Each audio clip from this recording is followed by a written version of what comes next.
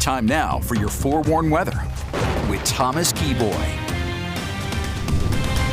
Good afternoon, Utah. I hope that you're having a terrific Tuesday so far. The time is currently 12:16, and so far, it's been a pretty terrific day across the Beehive State. We're checking in with calm conditions on the forewarned radar. There's not much to see, and there's really not going to be much to see as we go through today because our storm system that moved through yesterday is now working its way through Colorado over towards Kansas.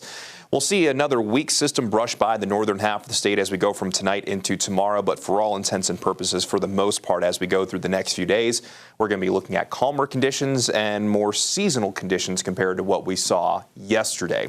Here's what it currently looks like outside. Bright Cliffs Lodge in Moab, a few fair weather cumulus clouds off in the distance.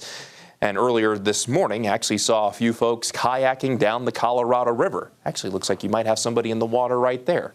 So if you're going to be heading out to Bright Cliffs Lodge in Moab, you'll be able to get down on the water. I mean, getting to that point of the year where it's getting a little warm outside, but not too warm at this particular point. Here's the current view from Utah State University overlooking Old Main. Partly cloudy skies above, calm conditions down below. And we're starting to see the blooms on the trees right there. Temperatures are now warming nicely through the 50s in most locations. In the high country, have temperatures in the 30s and 40s. While St. George is currently sitting at 65 degrees. Should be a beautiful day down in St. George as we eventually see a daytime high get close to 80 degrees as we get to 79, which is about 10 degrees warmer compared to what we saw yesterday. Across the northern half of the state, we'll mainly see a mix of 50s and 60s for those daytime highs. The average high for today in Salt Lake City, 62. We'll be right there with a daytime high of 63. While as you make your way south of I-70, daytime highs today will mainly range in the 60s and 70s outside of the high country.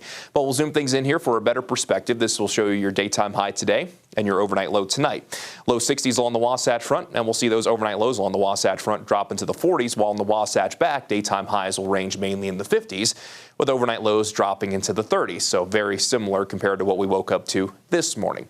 In central Utah, we'll get to a daytime high of 63 in Oak City, 62 in Emory, while we'll see a few spots get into the low 70s, while Castledale get at 73 and close to the middle 70s at Green River with a daytime high of 74.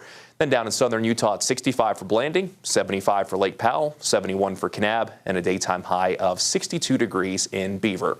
Let's go ahead and begin the Futurecast. I'll start this at 4 o'clock this afternoon. Really not too much to see as we go through the daytime hours today.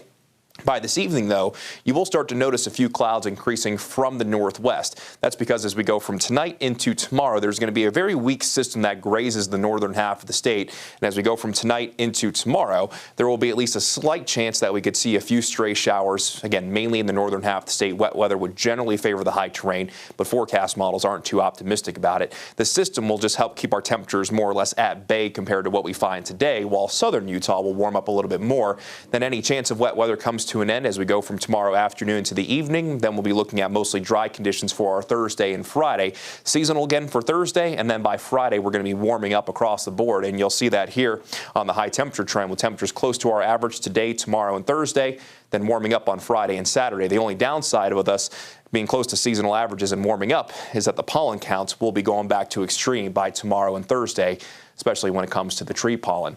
For St. George, we'll go from the upper 70s today into the middle 80s. Wednesday, Thursday, and Friday, classic wash, rinse, and then repeat forecast with overnight lows in the 50s. Then by the end of the weekend, we could see daytime highs close to 90. Along the Wasatch Front, partly cloudy skies today, just that slight chance tomorrow. Highs right around 60 degrees the next few days. Then it's upper 60s by Saturday, and then daytime highs in the low to mid 70s by early next week.